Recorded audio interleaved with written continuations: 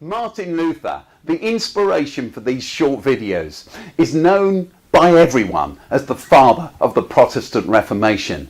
But then, in his wake, within a few years, arrived another famous reformer, John Calvin, a brilliant, very serious and very focused French lawyer.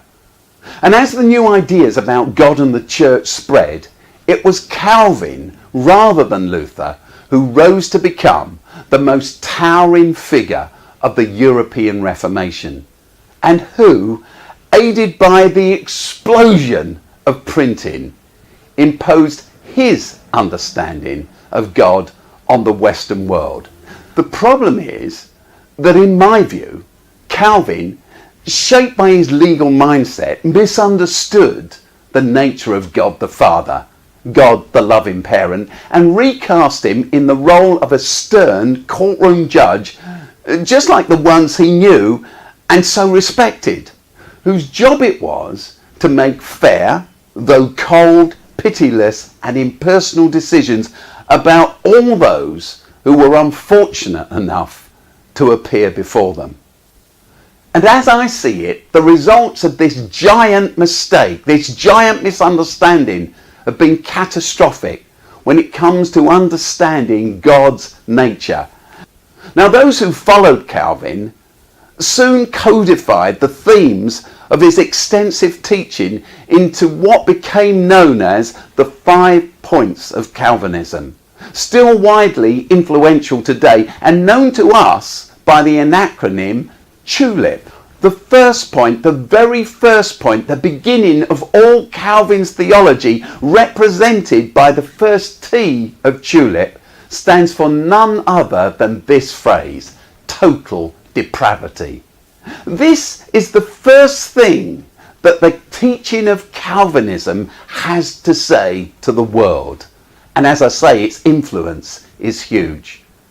Total depravity teaches that the condition of what we know as original sin is the state into which each and every human being is born. A problem which it lays at the feet of the very first man, Adam, who disobeyed God by eating the forbidden fruit from the tree of the knowledge of good and evil, and by consequence transmitted his sin and his guilt to the entire human race of which we're part. The result is that we all enter the world with a fallen human nature, we're told. We're all enslaved by original sin. It's inherent in us all. We're born condemned already. Our guilt as human beings, as far as God's concerned, isn't rooted in our individual sins and our actual self-centered attitudes and behaviors, but in our connection with Adam. It's because we're human. Adam's guilt is credited by God not just to Adam himself, but to us all. Hence, we're all deserving of the same punishment before we even take our first breath. We're all his descendants and all born of morally ruined character. There's no island of goodness in any of us. We're all placed, therefore, under the wrath and the judgment of God from the very moment of our birth. We're not sinners because we sin, rather we sin because we're sinners. It's our original sin that manifests itself through our lives in actual sins. The actions, thoughts and feelings that we choose that violate God's moral commands, of which we're also guilty.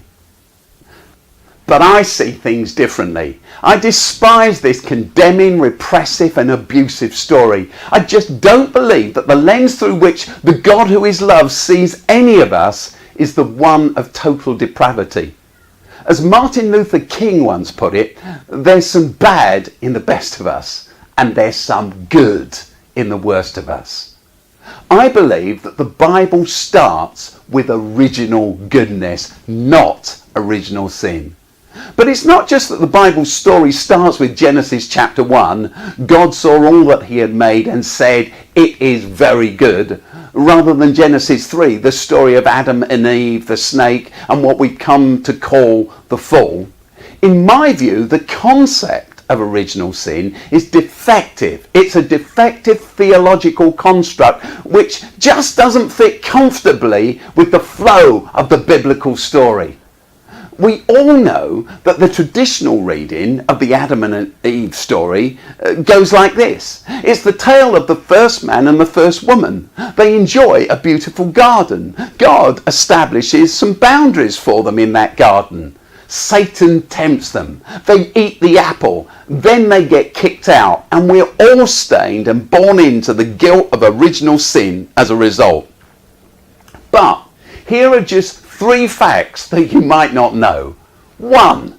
There is no Satan in the story of Adam and Eve. Check it out, read it. In fact, we know that the concept of the devil doesn't really develop for hundreds of years after this story was first written down.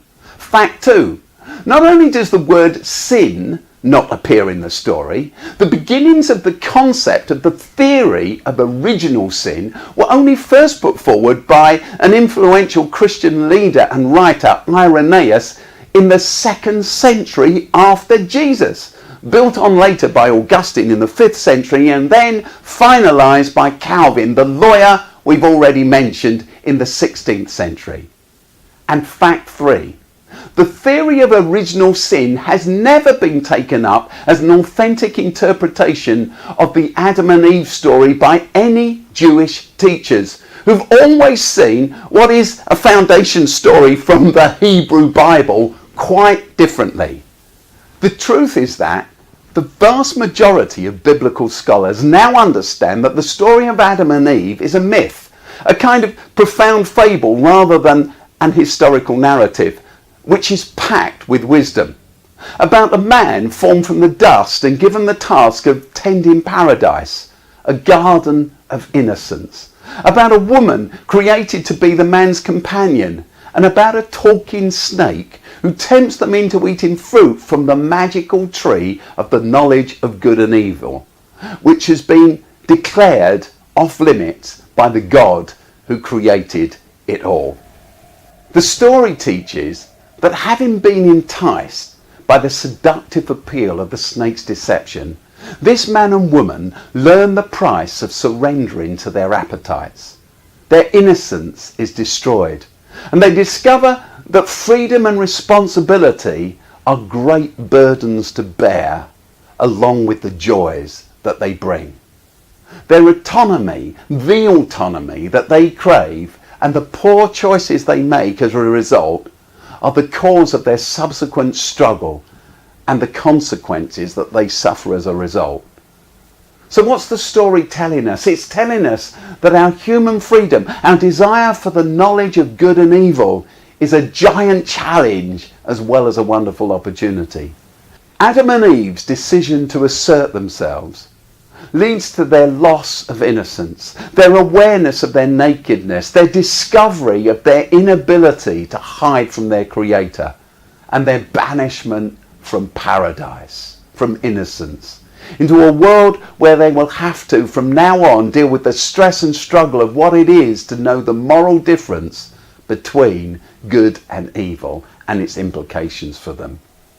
Yet even in this new confusing existence east of Eden, the God who made and delights in them will not abandon them. They are still his representatives. His indelible image remains in them. Although the consequences of their self-centered choices inevitably have distorted life for them, the God of love will not, cannot give up on them. But those who search this story for some universal principle that the whole human race is enslaved to original sin, that God sees us all as objects of inherited total depravity and guilt, or creatures under his divine condemnation, have missed the point altogether. As I reflect on my own experience and understanding of God, although over the years I've had many people, sadly mostly church people, pronounce God's wrath and anger over me, and I've certainly felt the impact of their disapproval and rejection, yet from God I've only ever experienced grace. Though I recognise that my own pathway through life has been and still is every bit as wayward and in deficit of God's best as any of those ancients who I'm told inherited God's anger, my experience tells me something different. That God never stops pouring out grace and mercy, love and forgiveness, compassion and delight. I believe that seeing God's primary and first response to humanity as one of condemnation because of our supposed total depravity is neither true nor biblical, but the invention of a misguided theological system. God is not angry. God is love. But that's my view. The question is, what's yours?